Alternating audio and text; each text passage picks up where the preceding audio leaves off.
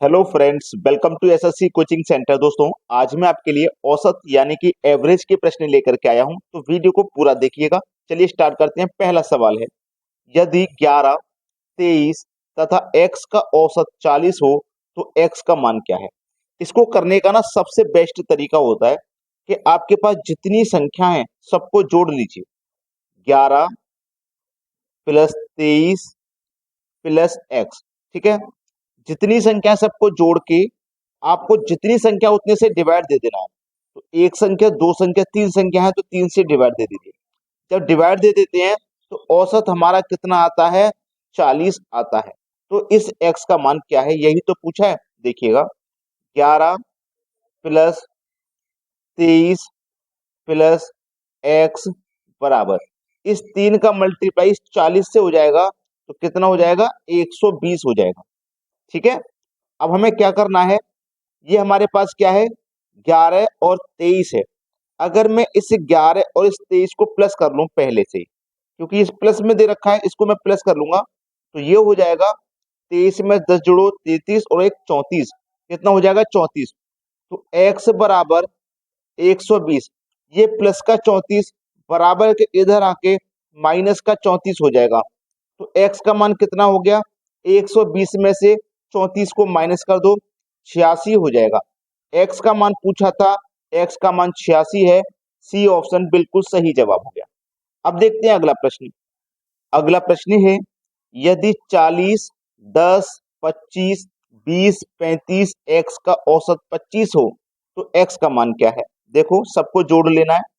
40 plus 10 plus 25 plus 20 plus 35 plus x, जितनी संख्या है उतने से डिवाइड कर दो। एक, दो, तीन, चार, पांच, छह संख्या है, छह से डिवाइड कर दो तो इनका औसत कितना आता है, 25 आता है। यही तो है। तो करेंगे क्या, सबको जोड़ लेंगे। इनको सबको जोड़ेंगे तो 5 5 10, 10 का 0, हासिल लगा 1। 3 और 2 5, 5 और 2 7, 8 4 12 और हासिल का 1 13। सबको जोड़ा तो 130 आ गया। और ये क्या है, प्लस में x है, बटे में आपके पास 6 है। तो देखो, इस 6 का इस 25 से मल्टीप्लाई करोगे तो 150 आ जाएगा। ठीक है। x बराबर 150, ये 130 इधर आके माइनस का 130, तो x का मान निकल के आ गया, 150 में से 130 गया तो x का मान आ गया 20। प्रश्न का आंसर आपको मिल गया। पहला ऑप्शन बिल्कुल सही जवाब है। अब देखते हैं अगला सवाल। अगला प्रश्न है, संख्याएं 5, 8, 0, 12, 15 का औसत कितना है। देखो, 5, 8, 0, 12, 15 सभी का औसत पूछा गया है कितना है। इस बार दिया नहीं गया, पूछा गया है। तो कैसे निकालते हैं, जितनी संख्या सभी को जोड़ के जितनी संख्या उतने से डिवाइड दे दो। एक, दो, तीन, चार, पांच संख्या है तो पांच से डिवाइड दे दो। ठीक है। सबको जोड़ेंगे, 15 और 5 को जोड़ो 20, 20 और 12 32 और 8 40। सबको जोड़ेंगे तो 40 हो जाएगा। और डिवाइड में कितना है, 5 है। तो 5 से 40 को कटा दोगे, 8 बार में जाएगा। इसका मतलब आपका औसत हो जाएगा 8। बी ऑप्शन बिल्कुल सही जवाब है, 8 आपका औसत है। ठीक है। चलिए अब देखते हैं अगला प्रश्न। अगला प्रश्न है, तीन के प्रथम 9 गुणजों का औसत कितना है। तीन के प्रथम 9 गुणज, देखो पहला गुणज क्या होगा, तीन का पहला गुणज 3 एकम 3, दूसरा गुणज 3 गुने 2, तीसरा गुणज 3 गुने 3। ऐसे ही नौवां गुणज पूछा जाए तो 3 गुने 9, 9 तक जा रहे हैं। ठीक है। अब देखिएगा, 3 एकम 3, 3 दूनी 6, 3 तिया 9, ऐसे हम कहाँ तक जा रहे हैं, 3 निम 27 तक। तो इसको करने का सबसे आसान तरीका है, आप इनके बीच का अंतर देखिए। 3 और 6 में 3 का अंतर, 6 और 9 में 3 का, तो हम 3 3 के अंतर से आगे बढ़ रहे हैं। तो इसको करने का सबसे सरल तरीका है, first plus last divided by 2। ठीक है, डिवाइडेड बाई 2। तो फर्स्ट आपका कितना है, 30, प्लस लास्ट आपका 27 है। फर्स्ट आपका 3 है, 30 नहीं 3 है, गलती से 30 लग गया। और डिवाइडेड बाई 2, तो 27 और 3 को जोड़ेंगे तो 30 हो जाएगा। 2 से डिवाइड करेंगे तो आंसर 15 आ जाएगा। सी ऑप्शन सवाल का बिल्कुल सही जवाब। अब देखेंगे अगला प्रश्न। अगला प्रश्न है 100 से कम सभी विषम प्राकृतिक संख्याओं का औसत कितना है? 100 से कम। तो 100 से कम देखो 1 से स्टार्ट करेंगे, 3, 5, 7, 9 और 100 से कम बोला है तो 100 तो हमारी सम संख्या है, उसने विषम बोला है, तो 100 से कम जो विषम संख्या होगी वो 99 होगी। ठीक है, तो इस तरीके से हमें 1 से लेकर 99 तक विषम संख्याओं का औसत पता करना है। देखना कैसे पता करते हैं, इनके बीच का अंतर देखो समान है ना, अंतर समान है 2 का।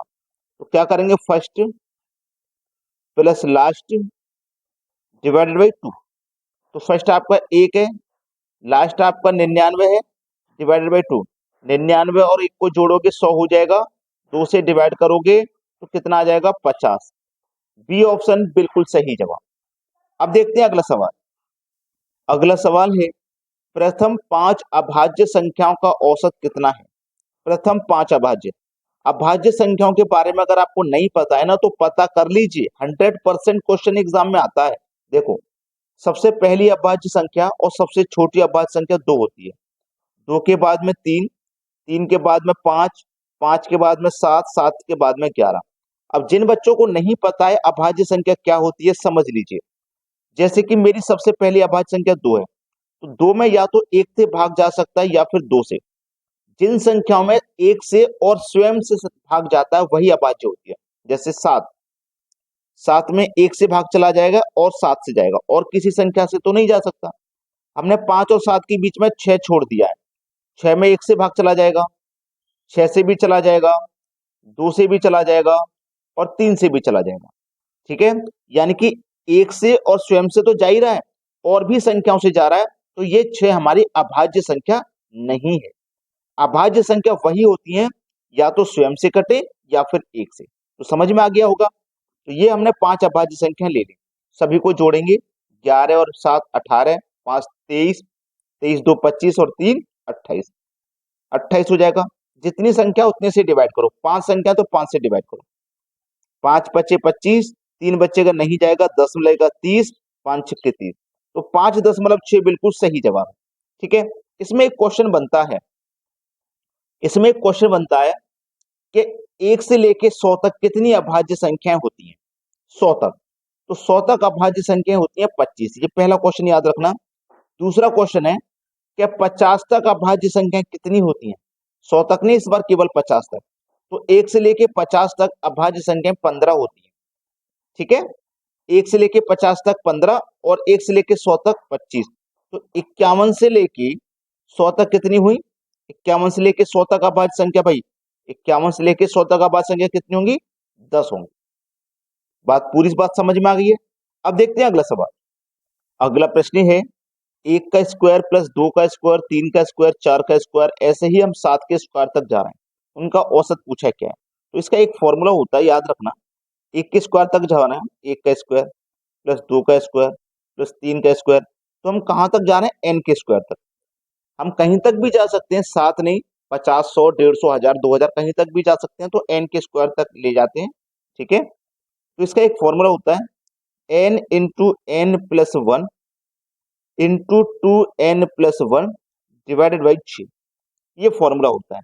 और n का मान होता है अंत वाली संख्या, तो इसका मतलब यहाँ पे अंत में 7 है तो n का मान 7 है, n का मान 7 है, इंटू n का मान 7, 7 में जोड़ो 1 तो 8, n का मान 7, 7 का गुना 2 से करो 14, 14 में जोड़ो 1 15, और डिवाइड में कितना है? 6 है। ठीक है, 3 दूनी 6, 3 पंजे 15, 2 चौकू 8, 7 चौकू 28। ठीक है, 7 चौकू 28 और 28 का गुना करो 5 से, 28 का गुना 5 से करना है। ठीक है, तो 5 अट्ठे 40 का 0, हासिल लगे 4, 5 दूने का 10 और 4 14, कितना हो जाएगा? 140। अब ये 140 हो गया ना। अब हमारे पास संख्या कितनी है? 1 से लेके 7 तक 7 संख्या है, तो इसमें हमें 7 से भाग देना पड़ेगा, तो 7 दूने का 14 और 1 0, आंसर हुआ 20। ठीक है, बी ऑप्शन प्रश्न का बिल्कुल सही जवाब है। अब आपने अगर वीडियो को लाइक नहीं किया है तो वीडियो को लाइक कर दें सभी बच्चे। वीडियो देखने के लिए आपका बहुत बहुत धन्यवाद।